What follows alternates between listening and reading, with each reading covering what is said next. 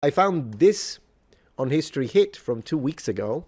And it's not the first time that they talk about Vikings, and it's always a topic that I enjoy having a look at. Now, already on the thumbnail, I see questions such as, were Vikings berserkers real? Yes, but we'll see how she addresses it. Maybe she'll distinguish between the wolf ones and the bear ones and tell us about the different meanings of the word. Bear skin in the sense of the skin of a bear, or bear skin in the sense of they don't have armor. Did the Vikings have slaves? Yes. How accurate? Ooh, I don't know. We'll have to see how she tackles that one. How accurate is Vikings TV series? Hello, I'm Eleanor Barraclough. I'm the author of Embers of the Hand, Hidden Histories of the Viking Age.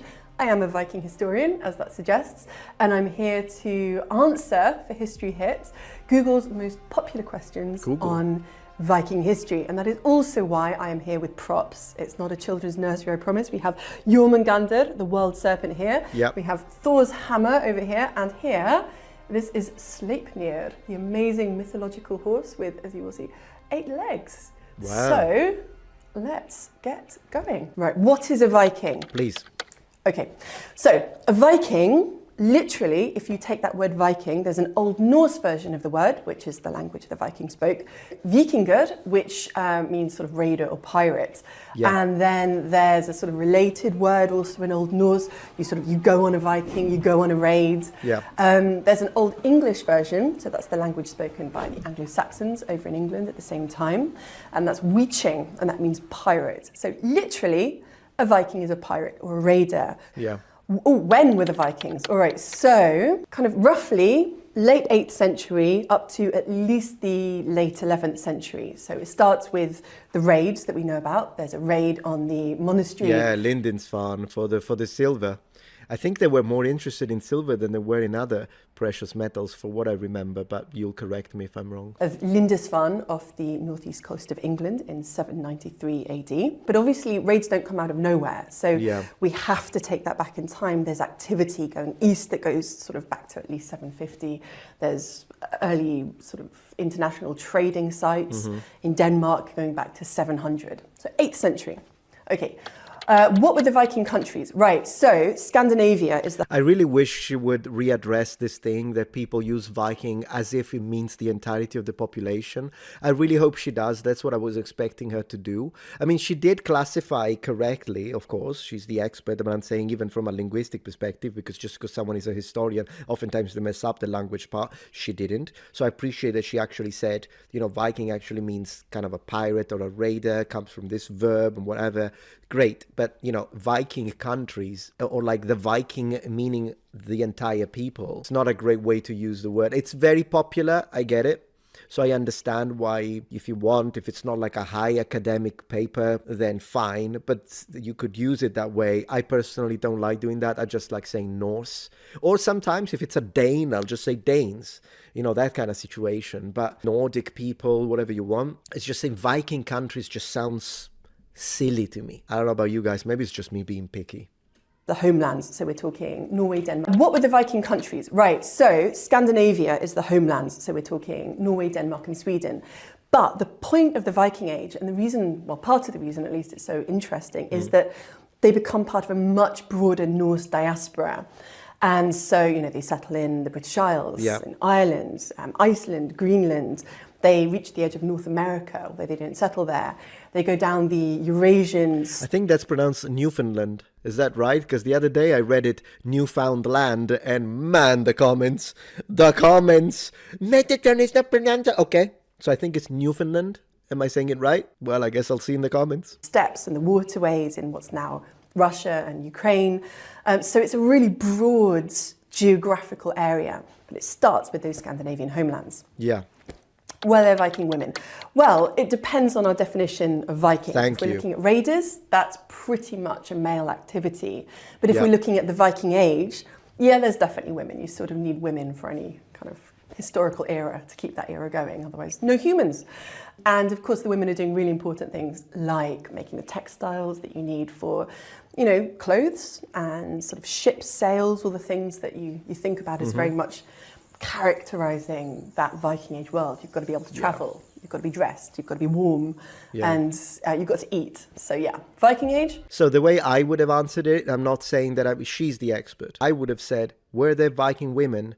No, but there were Norse women, and then I would have kind of connected that to how the term should be used. If you don't regulate your energy properly, it can be difficult to focus and get stuff done. If you too sometimes feel the need for an extra kick to put you right for work, for study sessions and whatnot, then I would like to take a moment to tell you about the kind sponsor that made this video possible, Magic Mind. They reached out to me and asked me if I wanted to try their products, and I decided to give it a go. And I am happy to be able to call them the sponsor of this video, so let's go. Magic Mind is the world's first caffeine-free energy shot, built for focus minus the jitters. They currently offer 3 different versions based on your body and personal preference. The classic Magic Mind, balanced, steady and made to keep your flow going without the crash. Max, which is their boldest blend, built for big days, deep focus, and Free, which has no caffeine in it, but still provides the energy you need. So I decided to try all of them for 6 days, 2 days per shot, to see which one worked better for me. Now, for me, the main problem that I was trying to address and resolve was mental exhaustion, sometimes a little bit of burnout. So on the first 2 days, I decided to try the regular version, and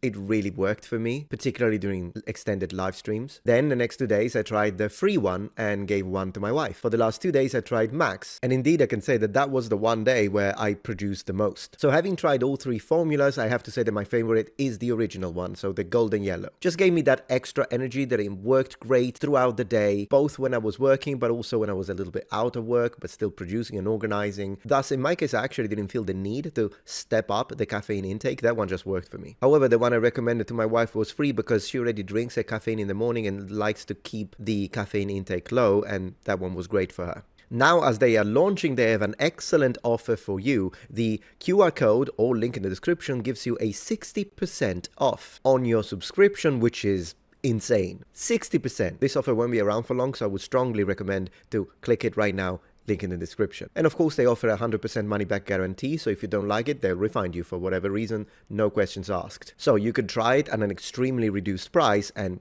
cancel it at any time if you want. And massive thanks to Magic Mind for sponsoring this video. What did Vikings really look like? Oh. So definitely no horned helmets. That's one of the most important things. Yeah. Scrub the horned helmets. Scrap.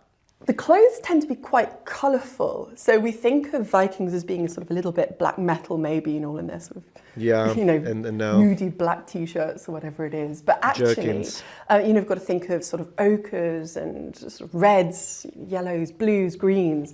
It would have been quite a colourful world in terms of what they were wearing. Also hair. Big deal. And their hairstyles would be something that would really mark them out as part of that Norse cultural sphere. So there's a brilliant text from sort of around 1000 from England, and it's an abbot called Alfrich, and he's writing, essentially complaining about Norse hairstyles and saying, everyone's copying them, and they're all fashion victims and they shouldn't be copying them. And that is very much sort of short and shaved at the back, long and shaggy at the front, and by their hair will you know the Vikings. Why did... Okay, so let me say something now, because you know me, and I knew that this could have happened, so I'm just gonna say it, guys. When the person asked, what did the Vikings look like? Notice that in her answer, the professor addressed the clothing and addressed the hairstyle. She purposely skipped ethnicity. When someone asks, what did they look like? I would answer with all 3. But she sounds English. And I have nothing against English people, but I'm saying I think professors, particularly in the UK, but also in the US, are terrified to address anything ethnic because of possible repercussions and backlash. Also because, unfortunately, there are some groups like Neo Austrian Painters Fan Club that connect themselves to the Nordic cultures. And so now, if someone asks you, what did the Vikings look like? Or what did the Norse look like? The reality, it's obvious. And by the way, I'm making a video dedicated to this, because now that's being challenged in the UK as well. There will be a video soon about it. But you can't say it. They're terrified. They're afraid. And the reason why, you could tell me, I think you're reading too much into it. Maybe she just didn't think about it. Or maybe that's not what the question meant. Well, then, if the question was about the hairstyle, they would have asked, what did their hairstyle look like? If the question was like about clothing, they would have asked, what kind of clothing did they wear? If they say, what did the Vikings look like? The person wants to know phenotypic traits. The reason why I think I'm not looking too much into it, I really think categorically 99% I'm right, is because this is not the first time. It's not the first rodeo on History Hit. They had an Egyptologist and a specialist in ancient Egypt, and they asked, what did the ancient Egyptians look like? And it was clearly about the ethnicity. And the guy said, well, they looked like human beings. Coward. You're a coward. Not her. That guy, coward. Just say it. So you know what happens? I have to say it. Because they need the funds. They need the job. I have YouTube. I've got you. I mean, I would do it anyways. But thanks to you, it doesn't matter. I don't have a situation where I'm so scared. Oh my gosh, I can't say that they were white. They were white. Okay? Come on. Could you have some communities in the port areas that had a little bit of extra people from outside? Yes. No one is denying that. They were Nordic. They looked like Nordic people. And we shouldn't be afraid of saying the truth. Vikings file their teeth. Okay, so not all Vikings filed their teeth, but there is this phenomenon where you see sort of horizontal, usually lines, sometimes like little half moons, always male in the Viking Age. Mm-hmm. And I mean, it's not a huge number, maybe sort of, I don't know, over 100, maybe 130 odd bodies have been found where they do have these filed teeth. No one knows why they filed them. It's not like it's one particular sort of social group, one particular sort of time period. Why do you guys think they filed their teeth? There does seem to be an association with the island of Gotland, so sort of off the coast of Sweden in the Baltic Sea. It's not like everyone who had filed teeth came from Gotland, but you see most of the burials of people with filed teeth there. So there's definitely an association. Could be cultural then. Yeah, like a regional cultural characteristic. You know how you have kilts in Scotland? That's a regional characteristic of a cultural dynamic. Maybe something like that. But you also find, I don't know, there's a couple in Denmark. There's one in a mass grave from Ridgeway Hill in England. Okay. So no one knows. No one knows. Yeah, it's a good one. What did Vikings eat? Right. So part of it depends on where in the Viking world you're talking about. So for example, if you're in Norse Greenland, for example, there's a lot more seals being eaten, particularly later on when it gets cold. Man, this seal looks like he really is enjoying life, isn't he? He doesn't give a flying look at him. Sure, he's got the fat to deal with the cold. He doesn't even feel it. And there's reindeer being eaten, but obviously if you're in, say, Iceland, no reindeer. There's enough seals. On the Faroes, they seem to be particularly keen on pigs. So you have tons of place names linked to pigs, which suggests that they were keeping them. Bacon. The Norse were into bacon, guys. I can see that. But yeah, it depends on location. Fish, weirdly enough, so for example in North Greenland there's not that much evidence that they were eating fish, but in other sites absolutely they are eating a lot of fish, particularly if they're obviously living near the coast. So you've got to think, there's a mixture of sort of, they'll be hunting wild game, and again that depends on where they are. Again, North Greenland, they try to grow sort of cereals early on, but it's really too cold. So that's the thing. I mean, the farming aspect of it, it's probably the igniter for the raids. Although then again, it depends. In the Nordic countries, I read that there are some areas that are farmable. But in comparison to, imagine, Italy, southern France, I mean, the difference is massive. So, no, I can see that 100%. Also, when it comes to the idea that they didn't find much evidence of fish in the diet of people in Greenland, of course, absence of evidence is not evidence of absence. We don't know if it's just that it just so happened that maybe they did it. Because I wouldn't see why. Why not? Just fish and get the food. So maybe it's just, we don't know. I wouldn't take it as a definitive statement, that's all I'm saying. Most Norse Greenlanders really wouldn't have seen bread most of the time, or porridge. So you've got to think about the area, you've got to think about the time period.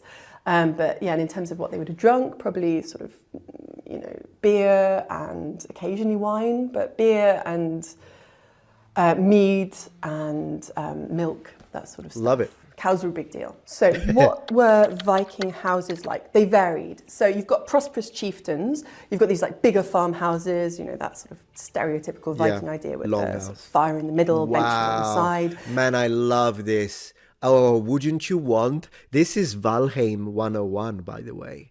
That's exactly what I do every time I play Valheim. Fire in the middle. Given, I usually put some wood on the floor, but that's just me. And then you got the round shields. Yeah, totally. And these are actually pretty nice. An axe, why not? An iron axe, yeah, we like that bearded axe, just in case, you got someone knocking on your door and you just want to show them who's boss. And then, I love this. This is great. Rooms off to one end and another to like keep the animals, or where you can go to sleep, or you can store food. But then sort of if you're up in the Arctic, it's much more almost like hobbit holes. If you go to Norse Greenland, really? So they have to have really thick walls. These are really cold winters. So yeah, and over time, again, it changes. So you start to see sort of more smaller buildings for specific functions, kind of being siphoned off from the main hall. But again, you sort of, I don't know, southern Denmark, you've got something that's more like a little village system almost. If you're up in Iceland, it's more isolated farmsteads connected. See, when she's allowed to actually speak and express herself because she's dealing with a topic that isn't controversial at all and she doesn't have to be worried, the explanation is fantastic. I wish we could do that in academia with everything. That is my wish, because this is great. And by the way, wouldn't you spend a night in that? What time are we? So 7:27, so I don't forget, but I need to look at that again. I'm sorry. I need to look at that again. Fine. Yeah, I mean, wouldn't you want to spend like a week in a place like this? Maybe in summer, because I'm a Mediterranean man and I don't want to die. So maybe in summer. And then I'll leave the cold winter to the badass Nordic people among you. With that being said, man, I would love this. I'm going to play some Valheim tomorrow, guys. Whether you're there or not, it's up to you. I'm playing some Valheim. It's more isolated farmsteads connected. Cozy. Part of that's to do with just how fertile the land is, how much land you need. So it's really variable. Okay, did the Vikings only bathe on Saturdays? Well, okay, so this is a really cool one. The Old Norse word for Saturday is laugardagur, which means sort of bath day or washing day. So there's definitely that association with frequent bathing, but Saturday bathing as well. When you get into Iceland, of course, you have those lovely natural hot springs. And so I'm not sure whether it would have just been on Saturdays, but for example, when the country converts to Christianity in around the year 1000, where they convert, there aren't any hot springs. And so everyone says, well, no, we're not being baptized till we're on our way home because we know where the good hot springs are. Thank you very much. So there's definitely, this idea of Vikings. Baptizing in a hot spring, the Norse can rock it. Like the Norse are rock and roll. Absolutely. Being sort of dirty and matted, it's absolutely not true. And Saturday was the day. Saturday. Did the Vikings have slaves? Go. Yes. And they often were slaves, yes. So the sort of enslaved population of Scandinavia, it's crazy. It's been estimated around the year 1000. It may have been 20 to 30% of the population. And we're not just talking about enslaved people that have been taken on raids, although certainly that's true. Yeah, you could buy them. A big proportion of, for example, the early Icelandic population that are enslaved peoples who've been brought from the British Isles and Ireland. I was going to say Irish, for sure. So that's definitely the case. But there's all sorts of other ways you could have ended. Hey, look at that. They enslaved the queen, the chess queen, the queen of chess. What's up with that? What's up with that? They enslaved the queen of Gambit. Come on now. Ended up essentially enslaved. So if you were in debt, for example, or you might be born into slavery, yeah, but you might be very much Nordic and born into slavery. Right. So it's complex, but it's a really, really important thing to bear in mind. There's a huge proportion of the population that's enslaved. So I appreciate that she didn't say anything weird, because people do when it comes to this topic. And no, she just gave the facts, plus 1 point. Why were Viking ships, longships, so special? This was cutting-edge technology. Oh, yeah. It really was. So for a start, you've got the planks, and it's this clinker-built style where you have these wooden planks, often oak, for example, sort of overlapping against each other, going up the side of boats. Nice job, editor. And that means that they're very flexible. So you imagine them moving in the water, and they're really going, they can sort of cross the waves in a way that other ships might have not been able to do. They're also flat-bottomed, and this is really good because it means they're stable at sea, but they're also able to get into shallow bays, and that might be, for example, when they come to somewhere for trading, but also that's true of the raiding, that you needed to be able to get into places that you weren't expected. Sure. Then you've got these beautiful sails, and there's some archaeological evidence, there's also sort of written evidence that you have these beautiful sort of striped, coloured patterned sails. Look. And those would have been like amazing, like time consuming to make. For sure. Like it would have taken sort of, the equivalent of its sort of 2 years labour to make one. Well, yeah, I mean, I'm sure they were proud of their own workmanship and craftsmanship, 100%. It's phenomenal. Of these sails, for example, for an individual. Obviously, you're doing it collectively. And when I say an individual, I mean women. So again, without women, there is no Viking Age. There are certainly no Viking ships. But they are special. They are really... Hey, I think you said the sails rather than the ships. I think the ships were built by men. But yeah, sure, I'll give you that without the sail. What is it called? The fabric. Vikings Navigate.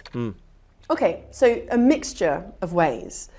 Part of it seems to be through oral information that's passed between sailors passed down generations. Sure. So you will get, for example, in the Old Norse sagas, you'll have quite protracted descriptions of where an expedition goes and what the land looks like and what direction they go in as they head down the coast and what's there. So there's a lot of oral information being passed. They also would have been very aware of their environment. So, by the... That you can say, I think, all the way down to the prehistoric period.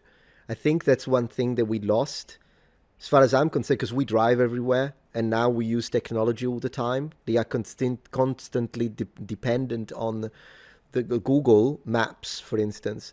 If you just, I don't know anything. Around the area where I live, never mind. I haven't got a clue. But people like in the Stone Age, they must have known like the details of those hooks and places and hidden areas in the forest and recognize or their ability to orientate and find their way, pathfinding and all that. It would have been incredible. Let me see the other sections. So she's got, it should tell me, right? It doesn't tell me because I don't watch the whole video. But anyways, let me see. So we know how to navigate. What's next one? Let's see. Right. Were all Vikings raiders? Okay, so if you take the definition of Viking, Vikinger, raider, yeah, Viking means raider, so they are. But, of course, not everyone in the Viking Age is a Viking in that sense. They're not all raiding. And even if you are a raider, you're not going to be doing that all the time. So that's really important to say. Right. Most of the time, you're probably going to be farming. Yeah. And doing other sort of slightly less dramatic things with your time. Occasionally you get people in the Viking Age who are actually called Viking, that's their given name. So you might be called Viking and you've never actually done it. So yes, if you want to stick to the strictest definition, and no if you're talking about the Viking Age as a historical era. What was a Viking? A Viking Berserker. Let's go. I love the Berserkers. Let's go. If you've ever seen the Lewis chess pieces, and they're sort of from around 1200, so they're quite late in the period we're talking about. My favourite... Oh, yeah, the one that is biting the shield. Look. Yeah, that's a berserker biting the shield. There is more than one actually doing that. They're these little characters who are holding these big shields and they're biting them. You can see their little front teeth coming over the top. And they've got these like wide eyes. And this is a berserker. And so berserkers work themselves up into this battle fury by biting down on their shields. There's a brilliant story in one of the sagas where there's a berserker who's trying to pick a fight and he's biting down on his shield. And so the person he's about to attack just looks at him rather coolly. I like to think it's sort of Indiana Jones style, kind of raised eyebrow, and just then kicks his shield. And of course, it just goes up into his mouth. And so, but the thing is, Viking berserkers are part legendary. It's very much something back in the depths of time, and this idea that maybe it's linked to them wearing sort of bear shirts, or but it's this idea of this sort of this kind of unhuman or battle fury. By the time we get to sort of like later centuries in the Viking Age, they've been banned, and they're generally seen as like a little bit sad. It's like, you're still into that. To say though, it is even in just like in English, you can say bear skin to mean the skin of a bear, or bare skin in the sense of naked. In Old Norse, you have the same sort of overlap of the words, like both meaning. It could mean both. And to me, I think it could mean both, because people have speculated maybe it means one, maybe it means the other. I think it actually probably meant both. It could have meant both. Like they're bare skin in the sense that sometimes they're bare skin, so they don't wear armor because they're nuts. And then, but it could also mean that they wear some bare skin actual on themselves. It could have meant both. But yeah, go see the ones, the loose chest pieces. They're so cute. They've got like shades of Nog in the Nog. If anyone's a fan, and Nog in the Nog actually that style was based on the Lewis chess pieces, which I think is an excellent thing, so they're slightly cartoonish. Only a woman, when asked about berserkers, would find a way to say the word cute. Yeah, I love it. What weapons did the Vikings use? All right, so kind of swords, axes, spears, bows and arrows, that sort of stuff, knives. The saga stories are great on this because sagas are sort of, they're based on oral traditions, and they're written down in Iceland from the 13th century onwards. But I was going to say that. So it's like it's posthumous. So when you read the sagas, it's great, but they're already Christianized. So you also have to imagine there is a message. I'm not saying that we can't believe the sagas. Of course we can, but it's about a long time ago, and there is a Christian filter to it. So when it comes to the sagas, again, they're great, but you have to, it would be nice if we had something written from exactly the Viking age, wouldn't it be? And when they talk about weapons, you know, they're these beautiful sort of works of art. They're often sort of given names, or they have sort of magical qualities. Mm-hmm. But sometimes if you want to prove how really cool you are as a warrior, that time comes when you've been stabbed by one of these weapons, at which point the coolest thing you can do when you're about to die is look down and say something like, oh, I see they're making the blades in the French way these days. You know, it's like the ultimate burn before you sort of go off to Valhalla, meet Odin. Just say something nice about the weapons. So just to add to that, since she didn't dwell on the weapons much, all the weapons she mentioned, absolutely, but the sword would have been the most expensive, whereas I would imagine... Also, she didn't mention axes, did she? Maybe she did. But of course, axes would have been a thing. The Dane axe, for instance. But I think the most common would have been the spear. We usually don't see that in representations of Vikings in media and video games. It's always either the Viking swords, or the Norse swords, should we say. Again, I should say the Norse, in fact, Norse warriors and whatnot. Or we see always axes. I think spears would have been more common because they are the least expensive and most effective.